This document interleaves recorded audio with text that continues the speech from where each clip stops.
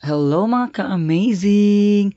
And nadi ko yung mga guest from Davao region mga ka-amazing. So, maadun sila og dakak and fantasy land kaya nag-book sila sa kuha. Pero, before sila maabot dito, ako sa silang tour sa Cecilia's Plate sa Municipality of Mutya, Zamboanga del Norte. So, nag-side trip mi diri mga ka-amazing. Kaya ako silang gipalaag sa nindot pud nga aganan sa Zamboanga del Norte ang Cecilia's Plate.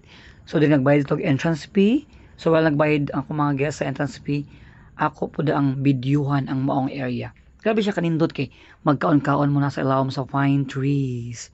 So, yung ano siya ka bongga o ka-amazing ang maong area. So, pasulod na ta mga ka-amazing. So, yung name is Cecilia's Plate. Sa kakadinhi, dahil kay mga pine trees, grabe siya kabugnaw sa sa ilawom sa kakahuyan. And then, nabagi mag-serenade sa inyo kanay mga mag-acoustic din na while nagkaon ka. Di ba? Oh, super nindot kayo bugnaw gyud din ni. Din mga bulb nga grabe pang Instagrammable jud kayo ang feeling pag makaani mo aning Cecilia's Plate sa Mutya, Zamboanga del Norte. So ako yung gitour ang area before pa akong guest na manulod kay para makuha gina kog unsay naa dinhi para makita na pud sa akong mga viewers sa akong followers nga unsa gid siya kanindot ang maong lugar. Okay? So tanaw lang. Thank you so much for watching and please like, follow and share my page ka amazing.